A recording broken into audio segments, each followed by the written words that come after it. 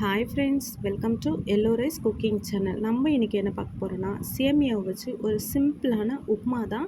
வாங்க ஏன் ஸ்டைலில் எப்படி செய்யுதுன்னு பார்க்கலாம். வானலியை அடுப்பில் வச்சுட்டு தேவையான அளவு எண்ணெய் விட்டுக்கோங்க.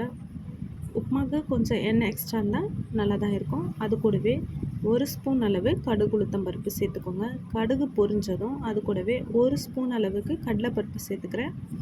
கடலைப்பருப்பு பொன்னிறமாக வர வரைக்கும் நல்லா கிளறி விட்டுக்கோங்க. இது கூட 2 பச்சை மிளகாய், ஒரு கொத்து கருவேப்பிலையை சேர்த்துக்கோங்க. சேர்த்து நல்லா வதக்கிக்கோங்க. இப்போது குட்டி குட்டியாக கட் பண்ணி வச்ச 2 வெங்காயத்தை சேர்த்துக்க. வெங்காயம் நல்லா பொன்னிறமாக வர அளவுக்கு வதக்கிக்கோங்க. நம்ம எந்த டிஷ் பண்ணாலும் வெங்காயம் எந்த அளவுக்கு வதங்குதோ அந்த அளவுக்கு அந்த டிஷ்க்கு ஒரு நல்ல ஃப்ளேவர் கொடுக்கும். நான் எப்பவும் சொல்கிறபடி தான், வெங்காயம் சீக்கிரம் வதங்கணுன்னா அது கூட கொஞ்சம் உப்பு சேர்த்துக்கோங்க. இப்போ நல்லா கலந்து விட்டுக்கோங்க. இப்போ பார்த்திங்கன்னா வெங்காயம் நல்லாவே வதங்கியாச்சு.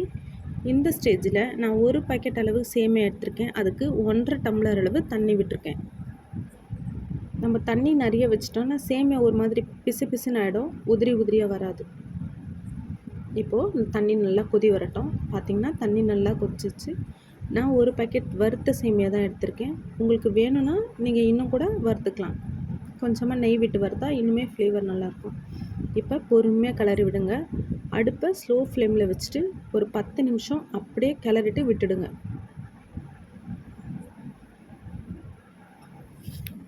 பத்து நிமிஷம் கழித்து பார்த்தா உதிரியான நம்மளோட சேமியா உப்புமா ரெடி. அப்புறம் என்னங்க, சர்வ் பண்ண வேண்டியதான். சேனல் பிடிச்சிருந்தா லைக் பண்ணுங்கள், ஷேர் பண்ணுங்கள், கமெண்ட் பண்ணுங்கள், சப்ஸ்கிரைப் பண்ண மறந்துடாதீங்க. தேங்க்யூ.